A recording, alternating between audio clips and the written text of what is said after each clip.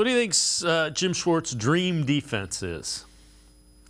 I think the dream for it, and I think the dream for Browns fans, is a defense where the corners are able to follow guys around. And this is why when early in the offseason where people were talking about, hey, you might have to move Martin Emerson or Greg Newsome, I didn't necessarily think that was the case, because I think that Jim Schwartz wants it to be, hey, if we go up against the Bengals, for an example, I don't want it to be whoever is lined up in the slot is going to be playing against our slot receiver. I want to have a matchup, kind of like playing basketball, right? Where you have certain guys whose responsibility on the other side is this guy. And if you're playing the Bengals, Tyler Boyd, that's kind of a matchup that you want Martin Emerson to have, because they're similar profiles, right? Bigger, stronger wide receiver / corner types, more physical, not necessarily the long speed there to burn Martin Emerson. So that's who you would want Martin Emerson on. You will want Jamar Chase and Denzel Ward. You will want Denzel Ward to follow him, and Denzel Ward has wanted to follow these guys for quite a while.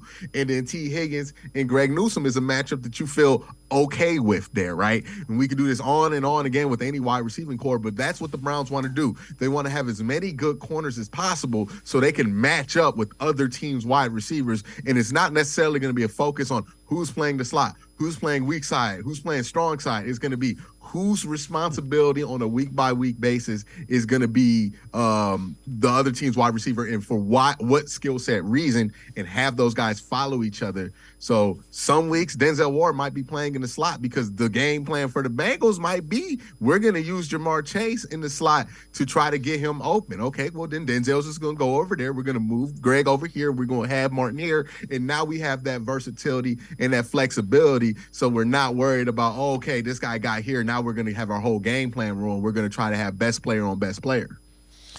And again, that's a change from what it has been the past few years with Joe Woods. There hasn't been a lot of game plan specific things that you can point to like that defensively. Yeah, I mean, like with Joe Woods here, there's a lot that they are doing now that they haven't have done, because it's just a completely different system. So yeah, that's one of the things that they'll do there. I think also the hope is with those guys being able to cover as well as they can, you can blitz more often and be able to be successful, because guys aren't just going to be able to win off the line of scrimmage because they're playing against soft zones.